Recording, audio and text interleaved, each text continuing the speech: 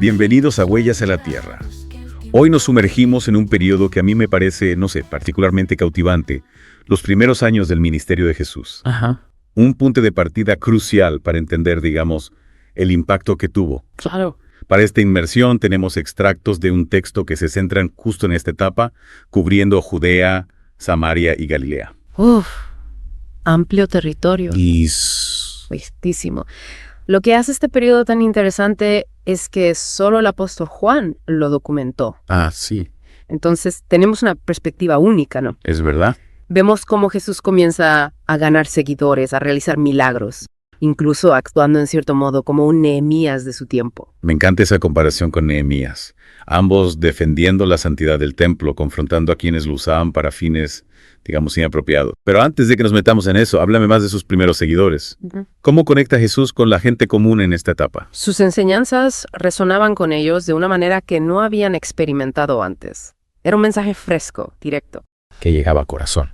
Y claro, los milagros también jugaron un papel importante. Claro. No solo asombraban, sino que confirmaban para muchos que Jesús era realmente el Mesías. Y esos milagros son como señales que apuntan a algo más grande. Totalmente. ¿Hay alguno en particular de este periodo que destaque, por su significado? Bueno, todos tienen su importancia, pero el primero, el de transformar el agua en vino en las bodas de Caná, es bastante revelador. No solo es un acto de poder sobre la naturaleza, sino que también marca el inicio de sus signos y prodigios. Es una declaración, ¿no? Sí. Jesús está aquí y las cosas van a cambiar. Y vaya si cambiaron.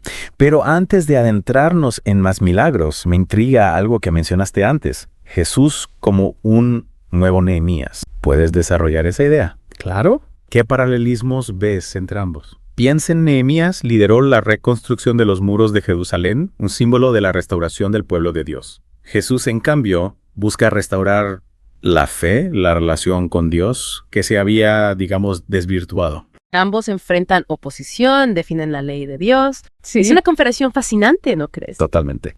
Y hablando de figuras importantes, no podemos olvidar a Juan el Bautista. Claro. En esta etapa inicial, mientras Jesús comienza su ministerio público, Juan enfrenta el encarcelamiento por orden de Herodes Antipas. Es un contraste, ¿no? Fuerte. Sí, y aunque las razones del encarcelamiento de Juan se explorarán más adelante, lo crucial aquí es que, incluso en prisión, Juan sigue señalando a Jesús como el verdadero Cordero de Dios. Su fidelidad es inquebrantable, incluso ante la adversidad. Un auténtico testimonio de fe. Y es precisamente en este contexto que Jesús empieza a formar su grupo de discípulos. La historia de Andrés y Simón Pedro siempre me ha parecido cautivadora. ¿Cómo se cruzan sus caminos con Jesús? Imagínate, Juan el Bautista está predicando y de pronto exclama, ¡el Cordero de Dios! Andrés y Simón Pedro, que estaban entre la multitud, sienten una curiosidad irresistible. Deciden seguir a Jesús y le preguntan, ¿dónde vives? Y la respuesta de Jesús es genial. Vengan y vean, les dice. Pasan el día con él, empapándose de sus palabras, observando sus acciones. Debe haber sido un día que, les cambió la vida. Sin duda. Y lo que sucede después es aún más interesante. Andrés, lleno de entusiasmo, corre a buscar a su hermano Simón para presentárselo a Jesús. Y ahí mismo, Jesús le cambia el nombre a Simón, llamándolos Cefas, que significa Pedro. Un cambio de nombre, lleno de significado. Totalmente. Es como si Jesús ya viera el papel fundamental que Pedro tendría en el futuro. Es increíble cómo, con un simple gesto, Jesús le da un nuevo rumbo a su vida. Exactamente. Y este círculo de discípulos continúa expandiéndose. Felipe, que era de Betsaida, igual que Andrés y Pedro, se une al grupo. Y luego Felipe encuentra a Natanael y le habla con entusiasmo sobre Jesús. Pero Natanael no se lo cree tan fácilmente, ¿verdad? Su famosa frase, de Nazaret puede salir algo de bueno. Refleja su escepticismo inicial. Sí, pero todo cambia cuando Natanael tiene un encuentro personal con Jesús. Jesús le revela que lo vio debajo de la higuera antes de que Felipe lo llamara, demostrando un conocimiento sobrenatural que impacta a Natanael. Es que Jesús tenía esa capacidad de ver más allá de las apariencias, ¿no? De conectar con la esencia de las personas. Y Natanael, asombrado, termina declarando, Rabí, tú eres el Hijo de Dios, tú eres el Rey de Israel. Palabras cargadas de significado. Natanael reconoce la identidad divina de Jesús y su rol como Mesías, el Salvador esperado por el pueblo de Israel. Un momento crucial en la historia de la, formación del cristianismo. Sin duda. Y hablando de momentos cruciales, ha llegado uno de los milagros más famosos. La boda en Caná, donde Jesús convierte el agua en vino. Es un milagro que ha inspirado a artistas, teólogos y creyentes a lo largo de los siglos. Es que no es solo un acto de poder, sino también un símbolo. El vino, en la cultura judía, representaba la alegría, la abundancia y la bendición divina. Jesús, al transformar el agua en vino, está anunciando la llegada de una nueva era, la era del reino de Dios. Y hay un detalle que siempre me ha intrigado en esta historia, la interacción entre Jesús y su madre. María le dice, no tienen vino, como insinuando que haga algo al respecto. Y Jesús responde, mujer, ¿qué tengo yo que ver contigo? Mi hora aún no ha llegado. Es una frase enigmática, sin duda. Algunos intérpretes ven en ella una señal de que Jesús es consciente de su misión y del sacrificio que le espera, pero que aún no ha llegado el momento de revelarlo. Como si estuviera diciendo, hay un plan más grande en marcha y todo sucederá a su debido tiempo. Exactamente. Y claro, el milagro del vino termina por afianzar la fe de los discípulos en Jesús. Han sido testigos de un acto sobrenatural que confirma lo que Juan el Bautista había proclamado. Jesús es el Mesías. Pero no todo es celebración y milagros en esta etapa. Al llegar a Jerusalén para la Pascua, Jesús se encuentra con una escena que lo indigna profundamente. El templo se ha convertido en un mercado. Imagínate el caos. Mercaderes vendiendo animales para los sacrificios, cambistas especulando con el dinero. El lugar de oración se había transformado en un centro de comercio, desvirtuando su propósito sagrado. Y la reacción de Jesús es contundente. Derriba las mesas, expulsa a los mercaderes y exclama, mi casa será llamada casa de oración, pero vosotros la habéis hecho cueva de ladrones. Es un acto que revela la profunda conexión de Jesús con Dios, su celo por la pureza del culto, su compromiso con la verdad y la justicia. Sus discípulos, asombrados, acuerdan las escrituras que hablan del celo de Dios por su casa. Se dan cuenta de que Jesús está actuando en sintonía con la voluntad divina, cumpliendo las profecías. Y ante el desafío de los judíos que le piden una señal, Jesús responde con una frase enigmática: destruid este templo y en 3 días lo levantaré. Una frase que en ese momento nadie entendía. Solo después de su resurrección, los discípulos comprenderían que Jesús se refería a su propio cuerpo, al templo de su espíritu. Es una prefiguración de su muerte y resurrección, un misterio que se irá revelando gradualmente a lo largo de su ministerio. Y en medio de toda esta agitación aparece un personaje fascinante, Nicodemo, un fariseo, miembro del Sanedrín, que busca a Jesús en secreto durante la noche. ¿Qué lo motiva a buscar este encuentro, digamos, clandestino? Nicodemo está intrigado por Jesús, ha oído hablar de sus enseñanzas y milagros, y siente una curiosidad que no puede ignorar. Pero también teme las consecuencias de ser visto con Jesús, ya que las autoridades religiosas lo ven con recelo. Es interesante cómo Nicodemo reconoce la autoridad divina de Jesús, diciéndole, Rabí, sabemos que has venido de Dios como maestro, porque nadie puede hacer estas señales que tú haces si no está Dios con él.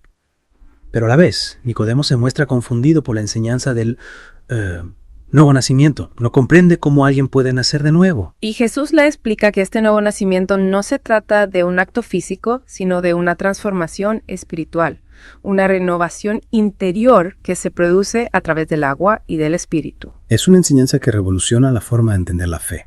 Ya no se trata solo de cumplir con ritos externos, sino de experimentar una verdadera conversión del corazón. Una enseñanza que nos invita a reflexionar sobre nuestra propia relación con Dios. Realmente nacidos de nuevo. Hemos experimentado esa transformación interior que nos conecta con lo divino. Preguntas fundamentales que nos desafían a ir más allá de las formas y a buscar la esencia de la fe. Y es precisamente después de este diálogo con Nicodemo que encontramos uno de los versículos más conocidos y poderosos de la Biblia, Juan 3.16. Porque de tal manera amó Dios al mundo, que ha dado a su Hijo unigénito, para que todo aquel que en él cree no se pierda, mas tenga vida eterna. Un versículo que resume el amor incondicional de Dios y la oferta de salvación a través de Jesús. Un mensaje de esperanza para toda la humanidad. Un mensaje que nos recuerda que el propósito de Jesús no es condenar al mundo, sino ofrecerle la posibilidad de la vida eterna. Y aquí se presenta un punto crucial. La creencia en Jesús es la clave para determinar el destino de cada persona. Aceptar a Jesús como Salvador abre las puertas a la vida eterna, mientras que rechazarlo conduce a la condenación. Un mensaje que nos invita a reflexionar sobre nuestras propias decisiones y el camino que elegimos seguir. Mientras Jesús continúa con su ministerio, Juan el Bautista, aún en prisión, sigue dando testimonio de él. Es admirable su fidelidad a pesar de las circunstancias. A pesar de la creciente popularidad de Jesús, Juan se mantiene humilde y reconoce que él debe crecer, pero yo debo menguar. Una muestra de la grandeza de Juan el Bautista, que se alegra al ver el cumplimiento de la misión de Jesús, aun a costa de su propia disminución. Y para ilustrar su papel, Juan utiliza una hermosa analogía: el novio y el amigo del novio. Juan se presenta como el amigo del novio, que se regocija al ver la unión entre Jesús, el novio y la humanidad, representada como la novia. Una imagen que nos habla de la alegría y el desprendimiento que caracterizan el verdadero servicio a Dios. Y ahora nos trasladamos a Samaria, donde Jesús tiene un encuentro memorable con una mujer junto al pozo de Jacob. Un encuentro que desafía las convenciones sociales de la época y revela la profundidad del mensaje de Jesús. Me parece fascinante cómo su ministerio se extiende más allá de las fronteras tradicionales, llegando incluso a los samaritanos, un pueblo históricamente despreciado por los judíos. Absolutamente. Recordemos el contexto histórico. Samaritanos y judíos, enemigos acérrimos. Sus diferencias religiosas y culturales, junto con siglos de resentimiento, habían creado una profunda brecha entre ellos. Y Jesús decide romper con esos prejuicios, extendiendo su mano a quienes eran considerados, digamos, impuros por la sociedad judía de la época. Sí. Su encuentro con la mujer samaritana en el pozo de Jacob es un ejemplo poderoso de este acercamiento. Exactamente. Imagínate la escena. Jesús, cansado del viaje, se detiene a descansar junto al pozo. Llega una mujer samaritana a sacar agua y Jesús, rompiendo con todas las normas sociales, le pide de beber. Es un gesto revolucionario. En aquella época, un hombre judío jamás se dirigiría a una mujer samaritana en público, y mucho menos le pediría un favor. Es que Jesús no veía las barreras que otros veían. Él veía el corazón de las personas, su sed espiritual, su necesidad de Dios. La mujer, sorprendida, le pregunta cómo es posible que un judío le hable, dado el antagonismo entre ambos pueblos. Y en ese encuentro con la mujer samaritana, Jesús le ofrece el agua viva, el agua que sacia la sed para siempre. Me encanta esa metáfora del agua viva. Es una imagen tan poderosa que trasciende el tiempo y la cultura. Todos tenemos sed de algo más, de algo que llene el vacío de nuestro corazón. Y Jesús le revela a la mujer que esa sed solo puede ser saciada por Dios.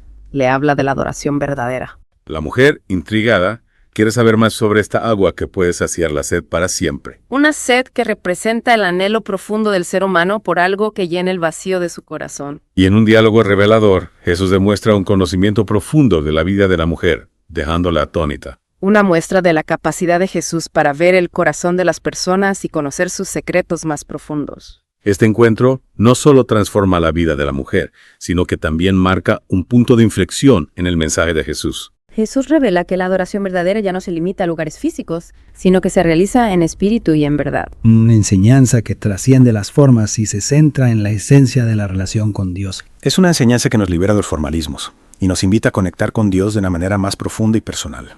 Y la mujer, conmovida por las palabras de Jesús, corre a contarle a su comunidad que ha encontrado al Mesías. Es la reacción natural de alguien que ha experimentado la gracia de Dios. La mujer samaritana se convierte en un instrumento para llevar el mensaje de Jesús a su pueblo. Y muchos samaritanos, al escuchar a Jesús y ser testigos de sus milagros, terminan creyendo en él. Es fascinante cómo el mensaje de Jesús rompe las barreras culturales y religiosas. Un testimonio que refleja el poder transformador del encuentro con Jesús y su capacidad para despertar la fe. Mientras tanto, los discípulos regresan y se sorprenden al ver a Jesús hablando con una mujer. Un detalle que refleja las normas sociales de la época, que limitaban la interacción entre hombres y mujeres, especialmente si pertenecían a diferentes grupos culturales o religiosos. Le preguntan si tiene hambre, pero Jesús les responde: tengo una comida que comer que vosotros no sabéis.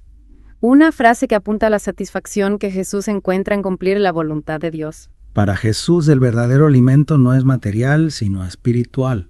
Hacer la voluntad del Padre y llevar a cabo su misión. Una enseñanza que nos invita a reflexionar sobre nuestras propias prioridades y a buscar la satisfacción en el servicio a Dios. Y para ilustrar la urgencia de su misión, Jesús utiliza la imagen de la cosecha que está lista.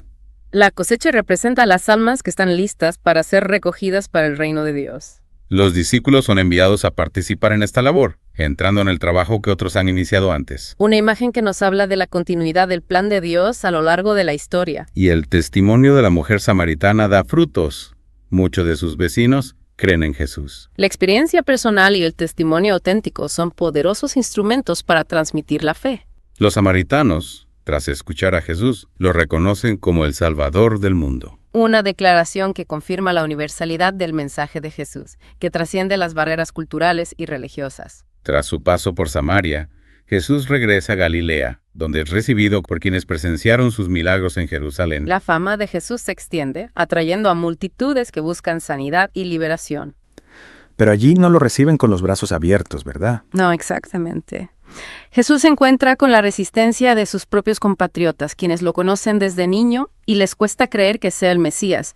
Es lo que Jesús mismo expresa con la frase: ningún profeta es aceptado en su propia tierra. Es una experiencia que se repite a lo largo de la historia. A veces nos resulta más difícil reconocer el valor de quienes nos son cercanos, de quienes creemos conocer bien. Es verdad. Y en Galilea, Jesús realiza otro milagro impactante: la curación del hijo de un oficial real. Es un milagro que nos muestra el poder de la fe y la compasión de Jesús. El oficial, desesperado, recorre una gran distancia para suplicarle a Jesús que salve a su hijo, que está gravemente enfermo. Y Jesús, sin siquiera ver al niño, le dice al oficial: ve, tu hijo vive. Y el oficial, lleno de fe, se va a su casa convencido de que su hijo está sanado. Y así fue. Al llegar a su casa, el oficial se entera de que su hijo se recuperó en el mismo instante en que Jesús pronunció esas palabras. Es un testimonio de la autoridad de Jesús sobre la enfermedad y la muerte y de la importancia de la fe para recibir sus bendiciones. Increíble. Y hablando de fe, volvamos a Juan el Bautista. Sí. Dejamos su historia con su encarcelamiento por orden de Herodes Antipas, Sí. que llevó a este desenlace. Juan, fiel a su misión profética, había denunciado públicamente la relación de Herodes con Herodías, la esposa de su hermano. Esta crítica directa a la moral de Herodes le costó la libertad. Es una muestra de la valentía de Juan, dispuesto a defender la verdad incluso a riesgo de su propia vida. Es un recordatorio de que seguir el camino de la justicia no siempre es fácil, ¿no? A veces implica enfrentar la oposición, la incomprensión, incluso el perjuicio. Claro. Y en el caso de Juan, su testimonio le costó la libertad. Pero a pesar de su encarcelamiento, Juan no deja de señalar a Jesús como el verdadero Cordero de Dios. Incluso en la oscuridad de la prisión, su luz sigue brillando. Exactamente. Y es precisamente ese testimonio inquebrantable lo que hace que la figura de Juan el Bautista sea tan relevante. Él es la voz que clama en el desierto, preparando el camino para la llegada del Mesías. Y aun cuando su propia luz se apaga, Juan se alegra al ver que la luz de Jesús comienza a brillar con más fuerza. Es una imagen conmovedora, ¿verdad? La humildad de Juan, su capacidad de reconocer que su misión ha llegado a su fin y que es el momento de que Jesús ocupe el centro del escenario. Es como si dijera: Él debe crecer, pero yo debo menguar. Esas palabras resumen la esencia del verdadero servicio. No se trata de buscar nuestro propio reconocimiento, sino de poner a Dios en primer lugar y alegrarnos cuando su obra prospera, incluso si eso implica nuestra propia disminución. Y en esta etapa inicial del ministerio de Jesús, vemos cómo se van sentando las bases de su misión, sus enseñanzas, sus milagros, su compasión por los marginados, su valentía al enfrentar a las autoridades religiosas. Todo apunta a un mensaje de esperanza y salvación para toda la humanidad. Un mensaje que sigue resonando con fuerza en nuestros días. A pesar de los siglos transcurridos, las palabras y acciones de Jesús siguen inspirando a millones de personas en todo el mundo. Y es que su llamado al amor, a la compasión, a la justicia, trasciende las barreras del tiempo y la cultura. Así es. La historia de los primeros años del ministerio de Jesús es un testimonio del poder transformador del amor de Dios. Un amor que nos libera del miedo, del egoísmo, del odio y nos invita a construir un mundo más justo y fraterno. Un mundo donde todos tengamos la oportunidad de experimentar la plenitud de vida que Jesús nos ofrece. Y con esta reflexión llegamos al final de nuestra inmersión en los primeros años del ministerio de Jesús. Esperamos que haya sido un recorrido enriquecedor para ustedes, lleno de descubrimientos y de inspiración. Los invitamos a seguir explorando la vida y enseñanzas de Jesús, a profundizar en su mensaje y a descubrir la relevancia que tiene para sus propias vidas. Si desean profundizar en alguno de los temas discutidos hoy, los invitamos a dejar un comentario para abordar el tema en detalle. Gracias por acompañarnos en esta fascinante aventura a través de las huellas en la Tierra. No olviden suscribirse a nuestro canal para más exploraciones como esta. Hasta la próxima. Voces ancestrales que guían el viaje.